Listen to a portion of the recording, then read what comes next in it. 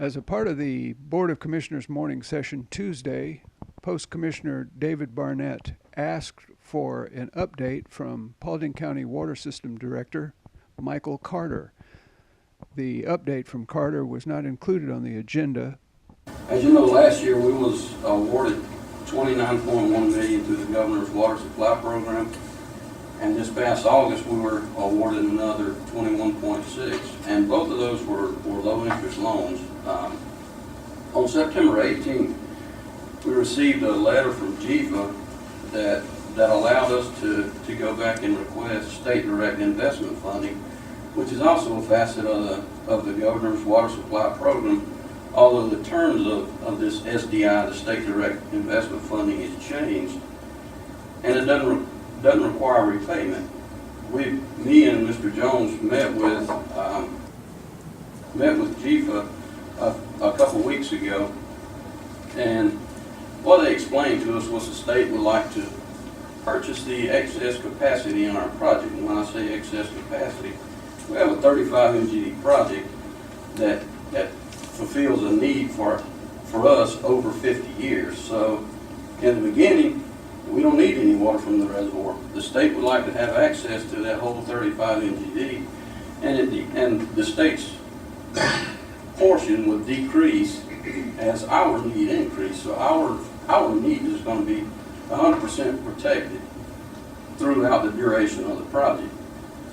The request, or let me see, the state would like to use that capacity for additional water supply to the region, offset water needs to Lake Allatoona, further drought proofing the region, help with flow in the river for endangered species protection.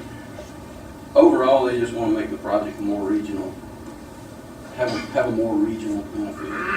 Requests for the SDI funding were due on the 10th, and we submitted a request for $32.9 million. That funds the balance of the 86.4 that we've got the project estimated at right now. GIFA has told us that they will award this funding on November 6th, so next month. On the permitting side of the project, we're still working with the Corps to complete the 404 permitting. The Corps has asked us to go back and model the impacts from our reservoir to the majority of the Alabama-Tallapoosa Basin, which flows. They want us to remodel the impacts of our project all the way down past Montgomery. Which is the mobile, wasn't it?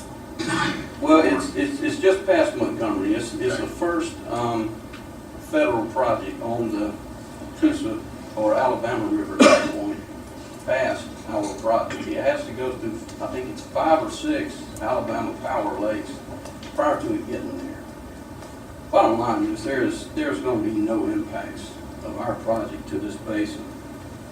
But nonetheless, they've asked us to do that. They've also asked us to go back and relook at our population projection and needs for the project based on the latest projections from the Office of Planning and Budget, the 2012 release. We'll be completed with the modeling the first week in November, and we'll have the revised population projections done later in November. And everything will be back in the Corps' hands in early December. The other agencies, Fish and Wildlife, has already issued their biological opinion of the project. We're good to go with it. They say we have an impact to 3,200 darters. This is what the endangered species impacts is to our project. EPD has already drafted the water withdrawal permit for the project, but they are waiting on the hydrologic model of the ACG basin to be done prior to issuing or releasing those drafts.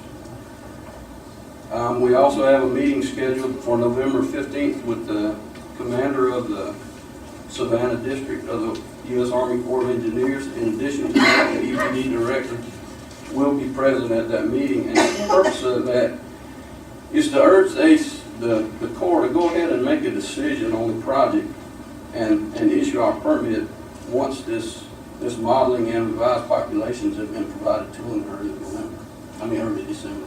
So in words, we're waiting on the Corps. That's the big thing. Absolutely.